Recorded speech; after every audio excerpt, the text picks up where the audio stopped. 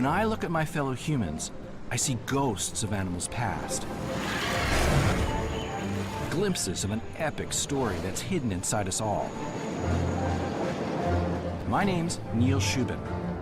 As a scientist, I look at human bodies different from most people. The way we grip with our hands, we can thank our primate ancestors for that.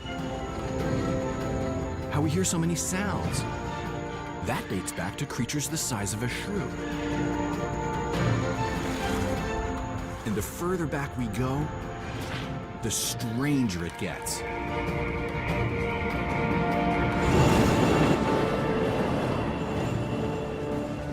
To reveal why we look the way we do, we'll travel through the distant reaches of our family tree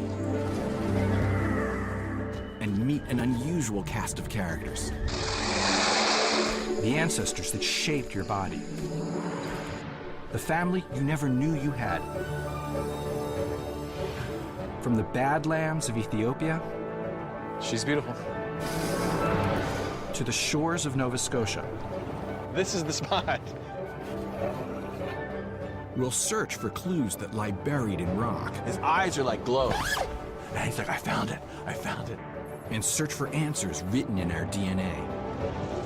I think it gives us a glimpse into the brain of our ancestors. I mean, I find that mind-blowing. The adventure begins with a search for some of our most elusive relatives. Fish that crawled onto land hundreds of millions of years ago. From our necks and lungs to our limbs and hands, we owe a lot to these intrepid pioneers.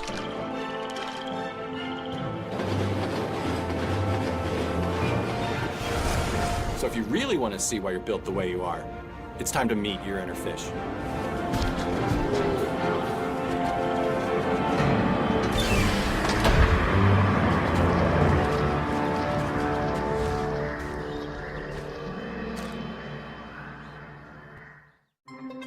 Your Inner Fish is brought to you in part by viewers like you. Thank you.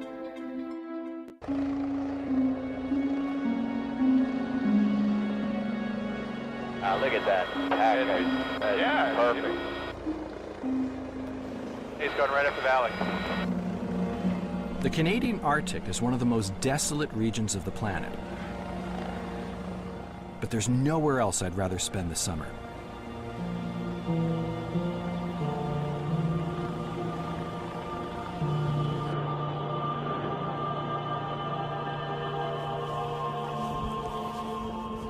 What draws me here is treasure. My kind of treasure. Fossils hidden inside ancient rocks. In particular, the fossils of long-dead fish. But not just any old fish.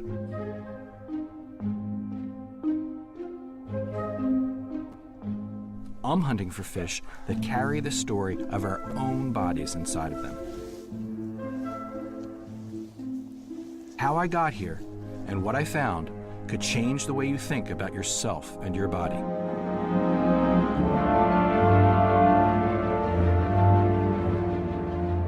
This is a story that ends on top of the world with the most important discovery of my life. But it begins in the city of Chicago with a room full of human cadavers.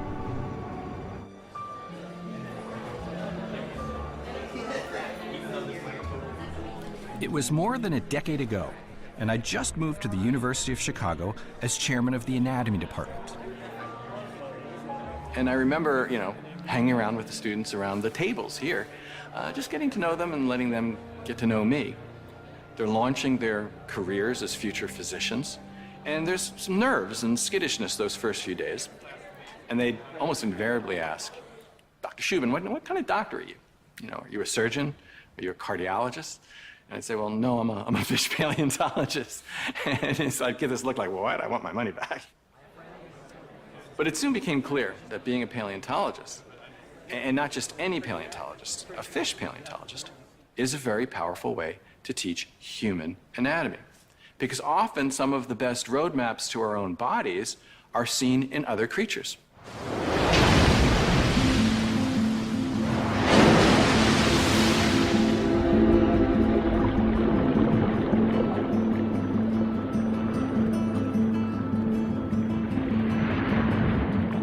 might not think your body has much in common with a fish, but I see a family resemblance. On the surface, you're not very fish-like, I'll admit. But you are related to them, and the clues to that connection are etched in ancient stone.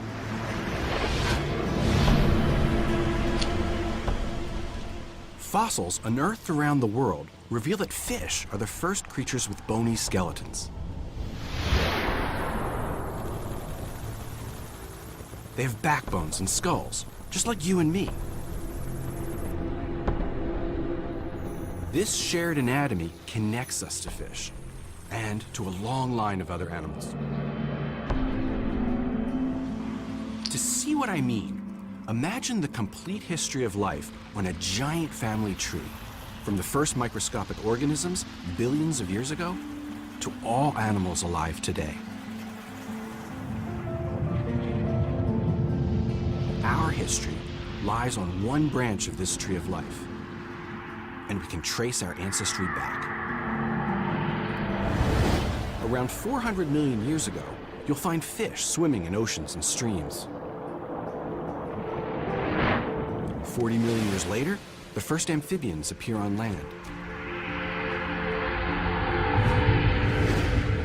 Then we see reptiles, followed by the first mammals around 200 million years ago. And much later, we arrive at our special branch, primates. This history tells us something remarkable. Every reptile, bird, and mammal alive today is descended from ancient fish. And that includes us.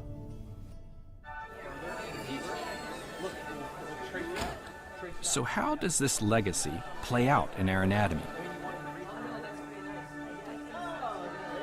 Each one of us walking around in this lab today carries the history of life within us. And the evidence is seen in every part of our bodies. And not just in our bones. Even the complex tangle of nerves inside the human head makes much more sense when you realize it's the same basic wiring found in fish. But there's one defining piece of human anatomy that seems remote from the world of fish. And I vividly remember when it first captured my imagination. When I walked into the anatomy lab for the first time, I was sort of scared about what I was going to see, what I was going to feel. But the reality is, after the first few weeks, that fear turns into a sort of a cocky self-confidence. And these things, you know, when you dissect them, it doesn't look very human. It kind of looks like a wax model in a lot of ways. But then you hit the hand. And for me, as I unwrapped the gauze and revealed the palm, the fingers, the fingernails, something else hit me entirely. And that was a deep sense of connection, a connection to another human body lying on that slab. This was not a wax model that I was dissecting. This formerly was a person who lived a life just like I am living now.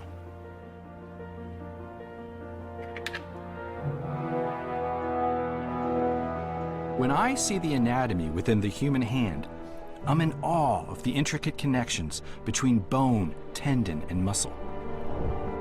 Really, it's through the action of these muscles, through the tendons, that the hand does its, does its magic, if you will. So that when the muscles fire, it pulls on these tendons and watch. The fingers flex. Now, the fine muscles of our hand, these little tiny muscles that lie along the tendons, these are the muscles that control the fine motion of our fingers. These are the ones that are quintessentially primate and human. So where did this marvel of evolution come from? It clearly has deep roots in the past. And you can see evidence of that in the bones of modern creatures. More than 150 years ago, scientists were finding connections between the hands and limbs of four-legged animals. Sir Richard Owen was an anatomist in the 19th century. He was fortunate to be an anatomist in an age of discovery. And so people were coming back to London with new and oddball creatures for him to analyze. And in analyzing all the different creatures, he found common patterns. Although the overall shape and structure of each limb was very different, he started to see that there was an underlying theme. It was as if the same set of bones was being squashed or extended to perform different functions. Here's a dog. Dogs, run and jump. What do you have? One bone, two bones, little bones, and then the digits, the equivalents of the fingers or toes. And, of course, here's a bird. Its limb has been modified into a wing, and it has one bone, two bones, lots of bones, and then digits. The amazing fact is, in each of these creatures, the skeletal architecture is largely the same as ours. And what was utterly surprising is that the skeleton of every animal walking the earth today Has this fundamental pattern of one bone, two bones, little bones, fingers. Owen didn't know why creatures had that pattern. It was a mystery to him. It really took a new insight, an insight from Charles Darwin, which basically said the reason why animals have this common pattern is because at some time in the distant past, they all shared a common ancestor that had a version of this pattern too. According to Darwin, we should be able to trace the evolution of our limbs and hands by going back in time down our family tree. Starting with our primate ancestors, we see hands and limbs that look very similar to our own. Go back a bit further to the first mammals, and we find deeper similarities in the paws. And we see how paws emerged from more distant relatives. And if we go back even further, we reach our most distant four-legged ancestors. These animals, the earliest tetrapods, were among the first to have Owen's one bone, two bones, lots of bones pattern. But when we enter the underwater world, around 400 million years ago, instead of animals with limbs, we find prehistoric fish with fins. And that brings us to a great mystery of biology. How did we get from fish with fins to animals with arms and legs? Darwin boldly predicted that there must have been ancient animals, transitional forms, that bridged this gap. But what would such an animal look like? Would it have limbs, or fins, or both? Such a creature reflects a critical step in the origin of the human hand. I set out to find one.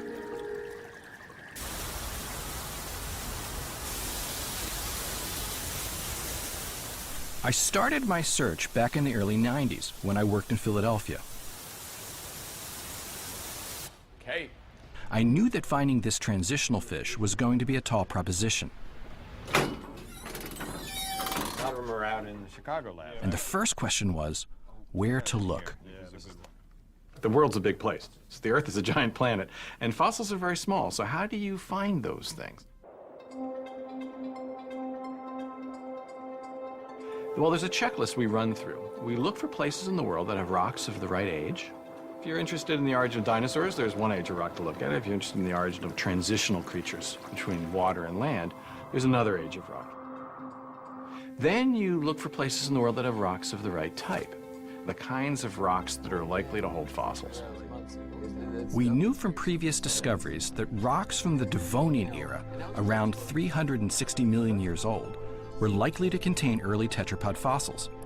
And it turned out we had rocks of that age right here in Pennsylvania. The other thing is that To look for good sites, I teamed up with geologist Ted Deschler, and we've been fossil hunting buddies ever since. you know what, we tried it through here, even going down into West Virginia. We are sort of maybe an odd couple. Neil is excitable and enthusiastic, which is wonderful. I'm enthusiastic as well, but I think maybe not quite as vociferous. I might tend to hunker down more and focus on recovering the material as we start to find it. And Neil might be a little bit more, okay, what's over the next horizon? What's over the next hill? Neil is on that edge, always thinking about the new place to go.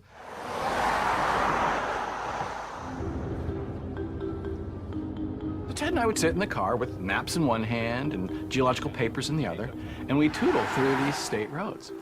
looking at the rock, saying, okay, what kind of rock is this again? What kind of age is it? But the problem in Pennsylvania is it's not a desert. The bedrock is not exposed to the surface. You have forests, you have grass. Turns out the best exposures of rock in the state were made for us by the Pennsylvania Department of Transportation because they would dynamite. They had exposed sections of the geological record. And we eventually hit this one road cut, giant exposure. It's called Red Hill. Probably is. Oh my God. And then we knew, okay, this is the place to hit.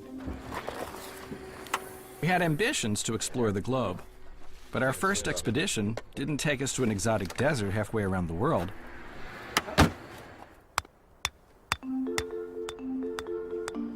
It happened by the side of a Pennsylvania highway.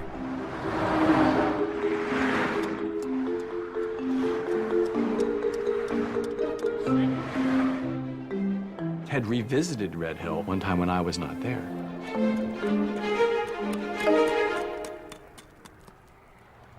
He made a phone call to me. He says, hey, Neil, I think I found something really important. I said, well, what did you find? He's like, I think I found a tetrapod. I said, Ted, you kidding? I mean, no, you're not gonna find a tetrapod on your second or third trip to Red Hill. This is gonna take years of work. So I'm moving along this layer and saw a beautiful little fossil bone material, chipped around it a little bit, right on this layer. And lo and behold, uncovered what turned out to be a very significant specimen. This is the shoulder girdle of an early limbed animal. It was a new species. It was a whole new kind of animal. And although we only have a shoulder girdle, it's actually a very informative part of the skeleton. It would be on the left side, the skull would go off in that direction, and the animal itself would be about 1 meter long. And just from the shoulder girdle, we can learn things about how it may have held that limb. And of course, it does compare to other animals that are similar from other parts of the world, and we can use those to learn other aspects of Hynerpeton. These early four-legged animals belong to a group I like to call the stegas.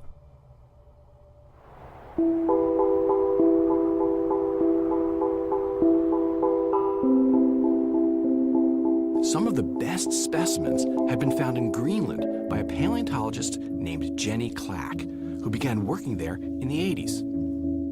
The idea of transition between animals with fins and animals with limbs has been thought about for a long time. But until recently, there had only been 3 data points.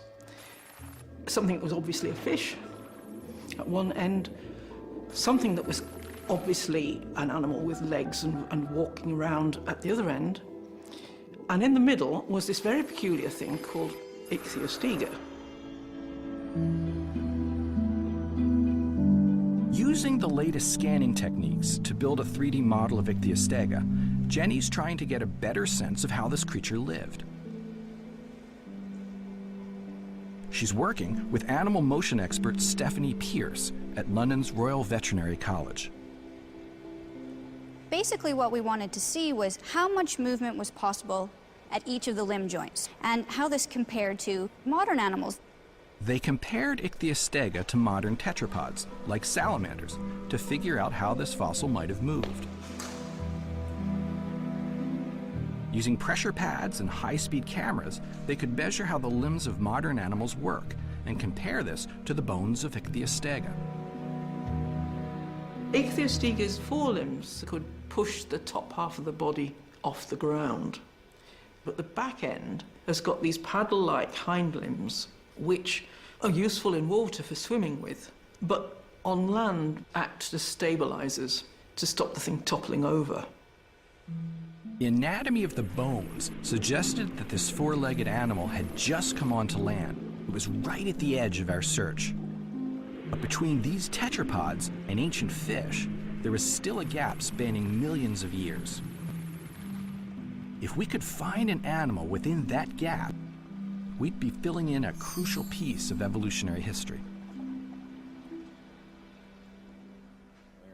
So now there was a new challenge. Where on earth should we look next? I remember sitting in the office, And we were doing this sort of usual banter one day about something geological. We had a college textbook. You're just thumbing through the diagrams in the book, and boom, there was this figure that changed our lives. There's the map. It was a map of North America, which highlighted 3 areas of Devonian rock of just the right type to hold fossil fish moving onto land. There were our Red Hill rocks in Pennsylvania. Been there, done that, worked on those very rocks.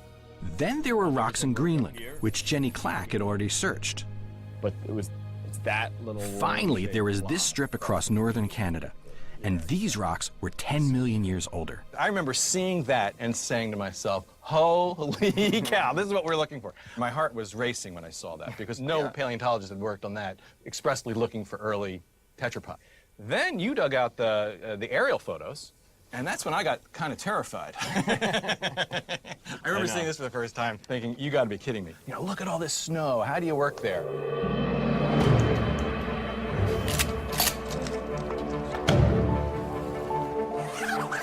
All right, so 1, 2, 3, 4, 5, 6, 7, 8.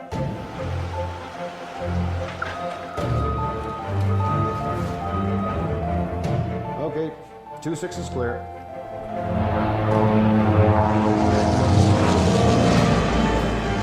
Back in 1999, when we embarked on our first Arctic adventure, we had little idea what we were in for, nor that we were starting a search that would last for over a decade. Wow, that is a lot of stuff.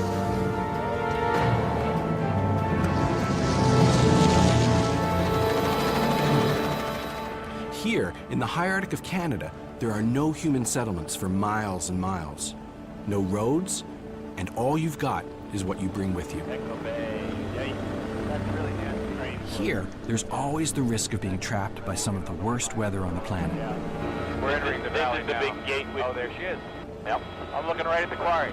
We had a narrow window during the month of July when the snow melts just long enough to let us in.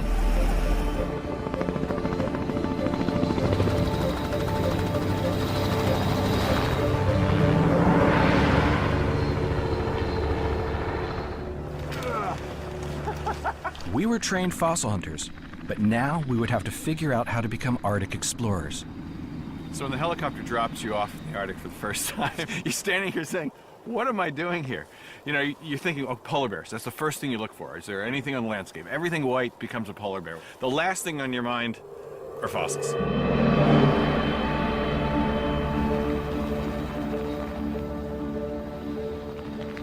It's hard to believe when you look out across this frozen terrain that once this was a warm, watery world swimming with life. Here we are in the Arctic, and we have a snowstorm coming, and you know, we're looking at rocks behind us, but there's this huge disconnect between the present and the past. What we see today is a valley with red and green rocks that are tilted, stacked one on top of the other. But that's not how it was in the past. These valleys have been carved by glaciers that have moved back and forth. And those red and green rocks actually at one point extended across the valley. And they were straight, they weren't tilted. Now look inside the rocks, and what those rocks tell us, that this valley 375 million years ago was a giant floodplain. And that floodplain was filled with rivers that swelled their banks and sometimes shrunk, but in those conditions formed swamps and streams of all different sizes. And inside those streams was diverse life.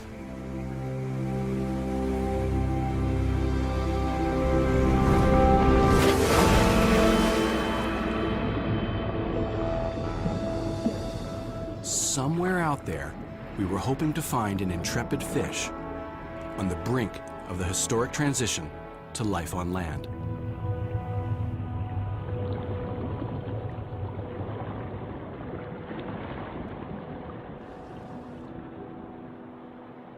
Could we ever find evidence of this momentous event buried in sediments that have been crushed and distorted by 375 million years of geological upheaval? When you think about everything that has to go right for a creature to be first a fossil, and then a creature's fossil to be discovered by a paleontologist, is like finding a needle in the haystack.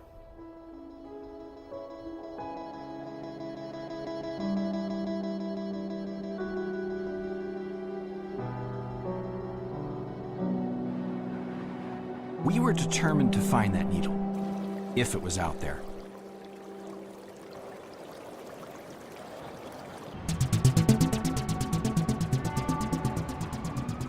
Back in Chicago, I had another way of tracing the anatomy we share with fish, using a different kind of window into our evolutionary history.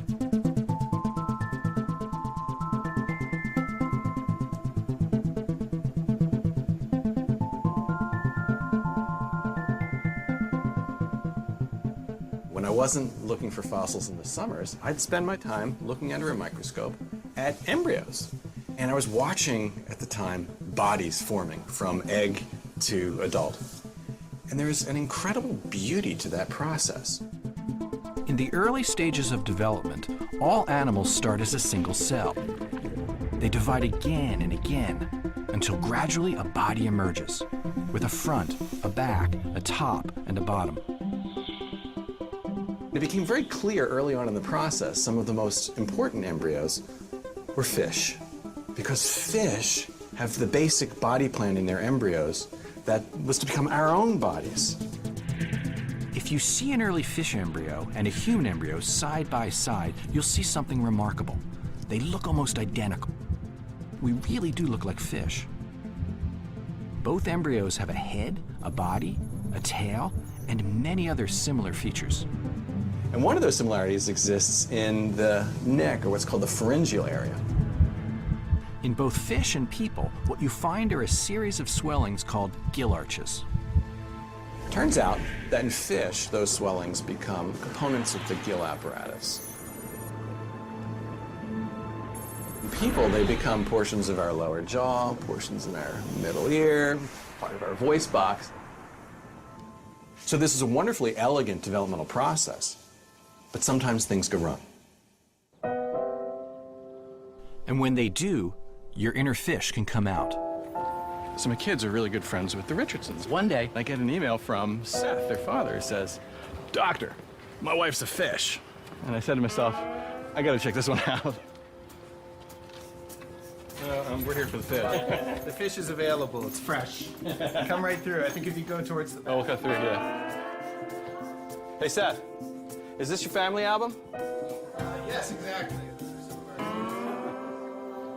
So you're a fish. Now, first off, if you are, and you're more of a fish than I am, Yes. I'm very jealous. So prove it. All right. But here it is. There's my gill. Right there. So what happens during development is we all have gill arches. We all develop them. This little pit is a leftover from an ancient gill. And I am incredibly jealous of you, Molly, because you are more of a fish than I am. We're all fish, but some are more fish than others. That's right. Some just haven't evolved very far. No, you're the lucky ones. So what's really cool is when you know paleontology and developmental biology, many of the muscles and nerves and bones I'm using to talk to you with right now, and many of the muscles and nerves and bones you're using to hear me with right now, correspond to gill structures in fish. You know, and we see that in fossils, we see that in embryos, we see that in DNA, and we see that in you. My brother-in-law has webbed feet. I love your family, by the way. While features like fish gills have been retooled in our anatomy, Well, water's a good place to be. other body parts perform the same job but end up in different places. Like testicles. Well, we're here to see some gonads. Okay. Fish gonads. Oh. Dissect this little guy here. Right, exactly. Yeah, if you could pop that bad boy, that would Sure. be. It'll come right out of there. Right there. Yeah, you know, so there you see, there's the heart, there's liver, The gonad is right there. Okay. So you know what's funky about these things? Is the gonad is towards the chest, right near the heart. But what's stunning is you and I, like every other mammal, our gonads started up there and descend down to here. It might be better where they were. No. Well, in some Safer that senses way. they would. Having gonads close to the heart is fine for our cold-blooded fishy relatives, not so good for warm-blooded mammals. Sperm can't stand the heat, so that's why our testicles have to drop to a cooler place, outside the body. When a human embryo develops, the gonads start deep in the body, just like they do in fish, and then descend through the body wall, mirroring evolution.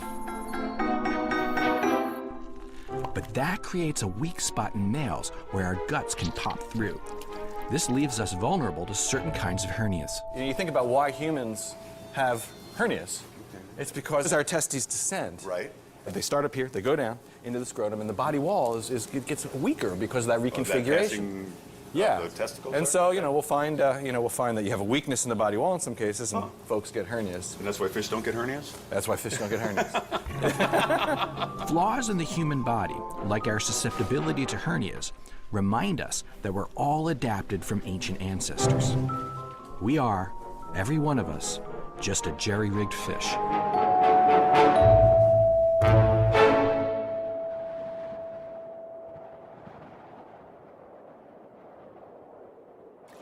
In July 2000, we were back in the Arctic for a second season, continuing the search for our elusive fossil. Now, we've actually found float bone down to this level, so let's just stay close. We widened our explorations across the region, but we were finding hardly anything, let alone the transitional fossil of our dreams. Then, just before we began to pull out, we were suddenly confronted with the real dangers of working in this wilderness. The team had separated into several different groups. We usually go out in pairs because it's a dangerous place. One pair went down the valley, another one up the valley, and we spread apart for the day.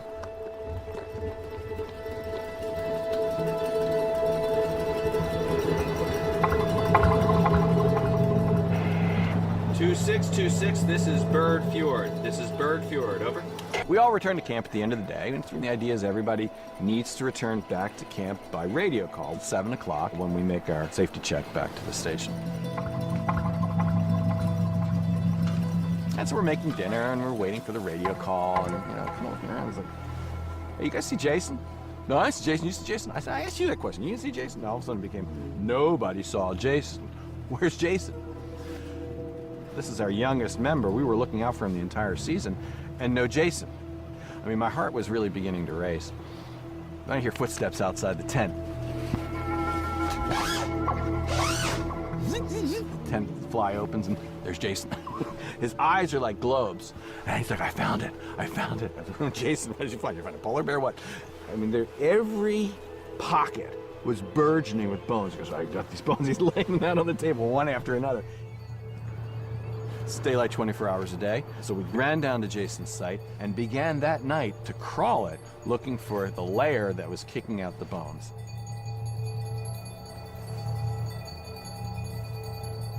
As soon as we came to this bluff here and looked down, we saw why Jason was so excited. Because beneath our feet were fossil fish bones, fragments of fossil fish, many of them, thousands of them. It wasn't just one fish, it was a whole aquarium. It was different species. It got better, because as we walked up the hill and we followed that carpet of fossil fragments, it stopped, meaning it likely came from one layer. And if we had any luck at all, we'd find that layer and see what's inside. Not, but there was this here. It took several weeks, but we eventually located the layer of rock from which the fossil fragments were spilling, and then looked for telltale signs of bones protruding, in the hope it might lead us to more complete specimens. You can see this tiniest little white fleck here. That told us stop, because that little white fleck shows the structure of a scale. And then you look carefully, and it's clearly a scale on end. Once you see that scale on end, you see another piece of bone here. You see another piece of bone here. We're on the layer itself, so it's a matter of stop. Now what we're going to do is remove this ice and rubble to expose the layer as a little platform. Only a person doing To reach the buried fossils, we'd need to mine the rock face, but we were running out of time. All right, let's get that rock out of there. Once again, our short window of snow-free weather ended.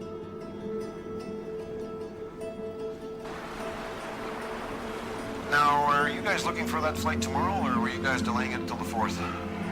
We're about 3 away. Okay, roger that. We'd have to wait another summer to dig out our ancient riverbed.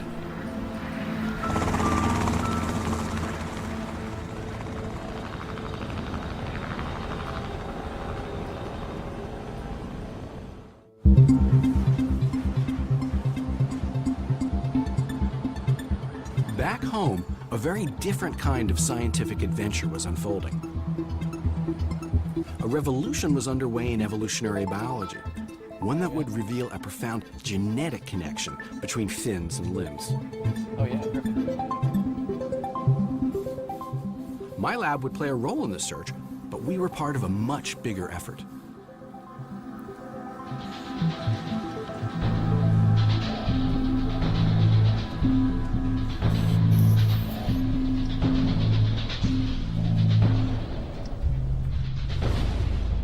At the forefront of this quest was my colleague Cliff Tabin, a geneticist at Harvard University.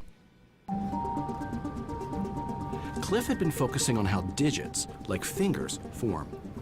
And in his work, he relied on chick embryos. For biologists, chicken eggs offer a window into the process of development. If you take a chick egg and cut a hole in the shell and throw it away, you can see the embryo floating on top of the yolk. It's right there, it's accessible. You can start to probe what's important for it to form by removing little bits and saying, does that disrupt the process? Or by moving tissue from one place to another and say, what does that do? Cliff was following a long line of scientists using chickens to investigate how limbs develop. In the 1950s, John Saunders was one such scientist. Saunders and his team experimented on chick embryos just a few days old.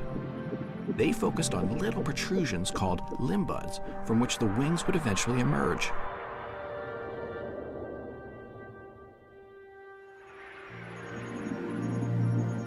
In one experiment, Saunders took a small patch of cells from one side of a bud and transplanted it to the opposite side to see what would happen. When he came back a week later, much to his surprise, he found that the chick embryo had grown a second set of digits, one a mirror image of the other. That tiny patch of cells was clearly special. Somehow, it was telling the digits where to form. The way that we now think of it is that those cells instruct the rest of the limb by making a long-range signal, a beacon that they send out that the other cells see and respond to. The identity of that signal was a great mystery that went unsolved for decades. But Cliff had a hunch. He and some colleagues suspected that the signal might be a single molecule that came from a single gene. He based his suspicions on research that was changing how we understand the role of genes in making body parts. It was work that had been done on an entirely different animal. It's a tiny little creature that's really small, that breeds very rapidly, and that you can study in the laboratory. And it's this, the humble little fruit fly.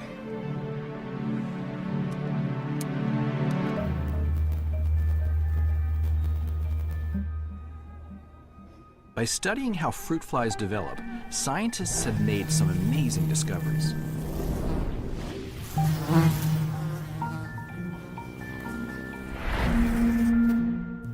Individual genes can do complex things, like guiding the formation of entire body parts.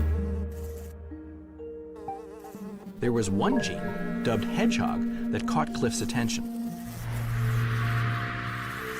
It stood out because it seemed to send out an organizing signal.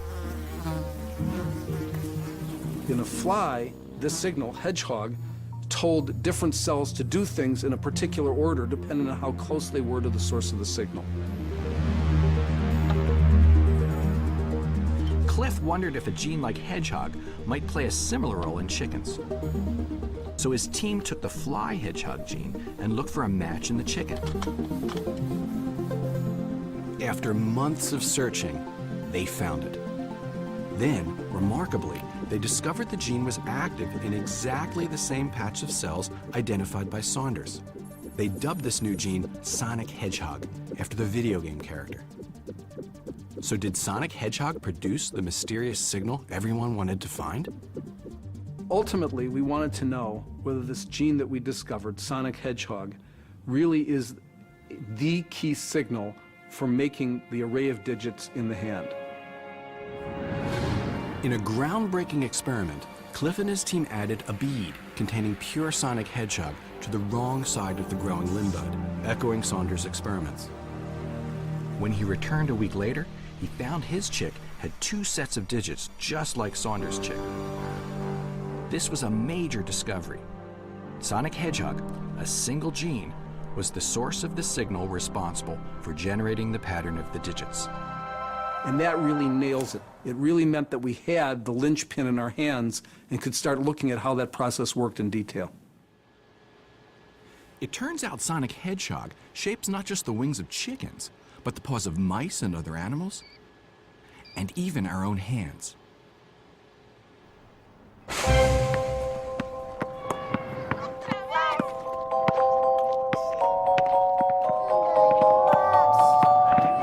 If you want to see just how important sonic hedgehog is to us, meet the Hubbard family. Can I count your fingers? Let me see. I can count. I went to school too. 1, 2, 3, 4, 5, and 6 is special. Look at that hand. Kamani was born with an extra digit on each hand and foot. Grandma, squeeze my finger as hard as you can. Let me see your grip. No, harder than that. You can go way harder. Oh, oh. Why this happens had long been a mystery. It turns out that people like Kamani often have mutations that alter the effect of their sonic hedgehog gene. With the condition of Kamani, I just want to know what's allowing him to be so different.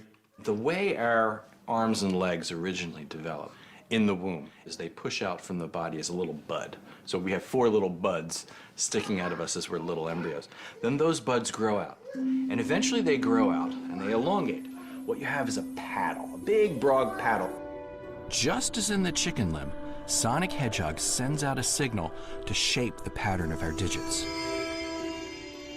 When it's strong, a pinky forms, and as it weakens, one by one, different fingers are made until we end up with 5.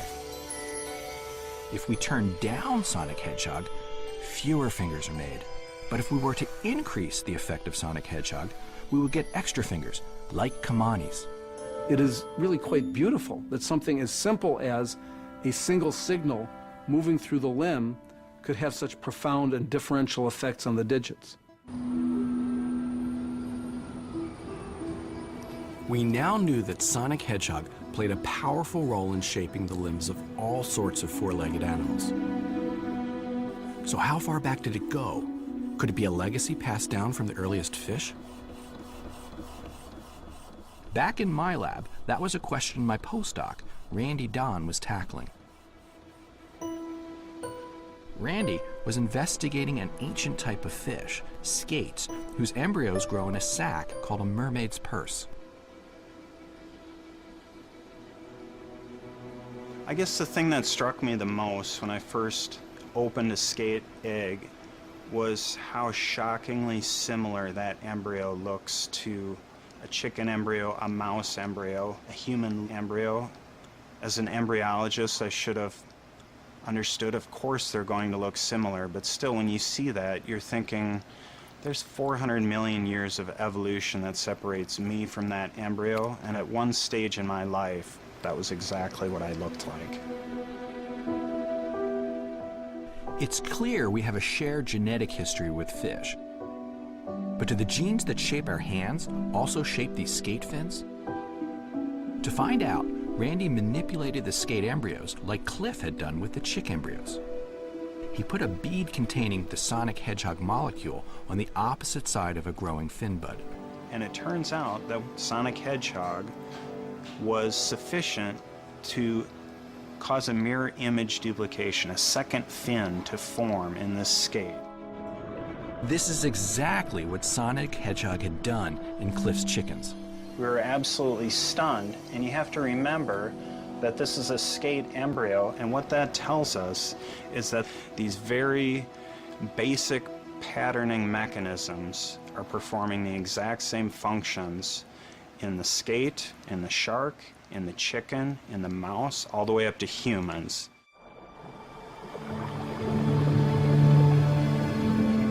We had traced sonic hedgehog all the way back to life in ancient oceans. A gene that determines the shape of our hands was also shaping the fins of some of our most distant fish relatives. Our inner fish runs deep.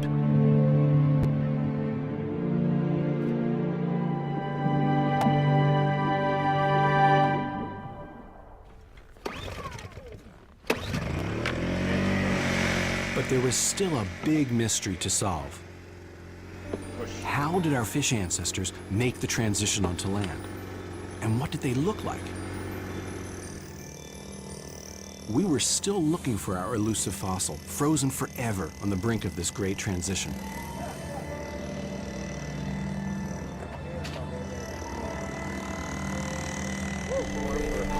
Each summer, we returned to Jason's ancient riverbed to continue excavating. We needed to move lots of rock to expose the narrow seam containing the fossils. But then, we'd switch to brushes and dental picks to uncover the delicate fossilized bone. Just this incredibly funny paradox. You know, we're in this huge landscape, and we're always cramped together. You know, my head's next to Ted's feet, Marcus's head's next to my feet. It's this tiny little spot. It was in such a tiny corner of this vast landscape that we finally struck gold. Well, it was the second week of July in 2004. We're all working in series in this hull. And Steve says, "Hey guys, what's this?" Ted and I go running over. And what we saw was this V here. It was covered with rock. And as soon as we saw this V, and we saw these teeth under it, it became very clear that this little V we're seeing is the tip of a snout. And that this was a snout of a flat-headed fish. We stopped in our tracks. A flat head was a likely sign of a transitional fish. Here was the snout of exactly the creature we were looking for, and it was sticking out of the rock. So if we had any luck whatsoever, the rest of the creature would be, encased in the rock. So we dug all the way around the fossil, leaving a chunk of rock that we then encased in plaster. We couldn't wait to see what was inside. Okay, we get home. We knew we had a flat-headed fish, but how much of it did we have? Well, then the preparators had to take over. They removed the plaster jackets, and the first thing they did was to etchate the rock, exposing the front part of the snout. Then about a month and a half goes by, and they start to find the orbits, the eye holes. And then we see the shoulder, and then we see the fins, and then we see more and more and more and more until we see pretty much the entire top side of the body. What's really wonderful about this specimen is that we have the head connected to a body, and the body is connected to the fins. So we know that this fin comes from this animal, and we know its size and how it fits together.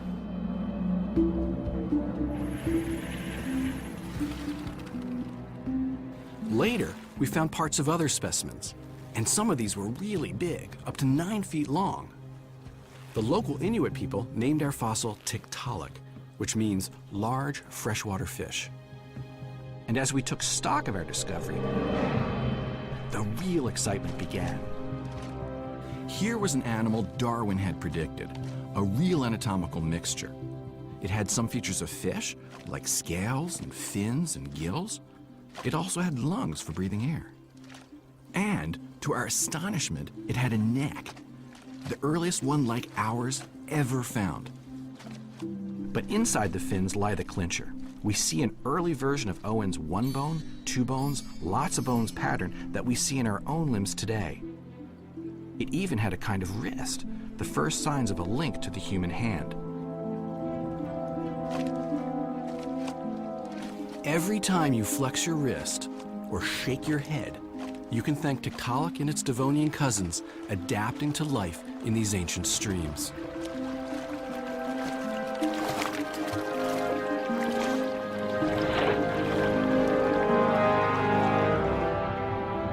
Unlike other fish, Tiktaalik could use its neck to watch out for predators and to hunt smaller prey. And because those fins were strong enough to lift its body out of the water, a whole new frontier opened. Over millions of years, the two pairs of fins in fish like Tiktaalik would lead to the two pairs of limbs in every bony animal on Earth. It's a powerful legacy we can see in our own arms and legs today. Well, to think about Tiktaalik, think about this. Think about a push-up. What are we doing when we do a push-up? We're using the muscles that attach to our chest and attach to the underside of our arm to give us the power to raise up. We use our elbows and use flexion at the wrist, which is very important because it allows our palm to contact the ground. Here's the fin of Tiktaalik.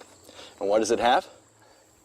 It has a massive surface for connection of muscles that would attach the shoulder to the underside of the upper arm. It has evidence of a highly mobile elbow, and it even has a wrist that can flex so that the equivalent of the palm can contact the ground. Here's a fish that can do a push-up. I remember looking at the wrist of Tiktaalik for the first time, and at that moment, I felt akin to what I felt in the anatomy lab when I saw the cadaver and its hand. The hand actually defines us in many ways. But when you think about what makes our species unique and special, it's having thoughts and being able to make those thoughts real. And the way our thoughts become real is through use of our hands to build things, to make things. Yet the basic form of this wonderfully complex, quintessentially human piece of anatomy can be traced back to the fins of ancient fish. It's an incredible evolutionary story that we can now unravel. When Tiktaalik was first conceived, like every animal that has ever lived, it started as a single cell, which slowly formed into a body.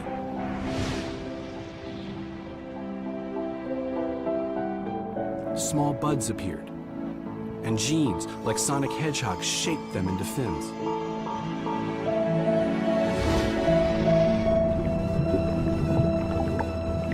Over millions of years, fins like these evolved into a myriad of forms, like the limb of this early amphibian with 8 fingers. As millions more years passed, new variations emerged, from the clawed limbs of reptiles that would colonize dry land,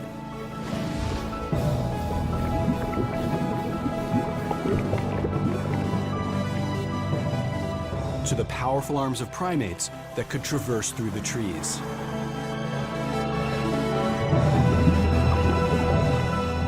Until eventually, a remarkable piece of anatomy arose that would itself transform the world: the human hand. This history is not just in our bone, flesh, and muscle, it's in our DNA. And that's what connects us all the way back to our inner fish. Fundamental portions of our own bodies originally came about in fish living in water. And the great transition from life in water to life in land set the stage for a whole new set of anatomical inventions that were themselves to form the core for our own humanity.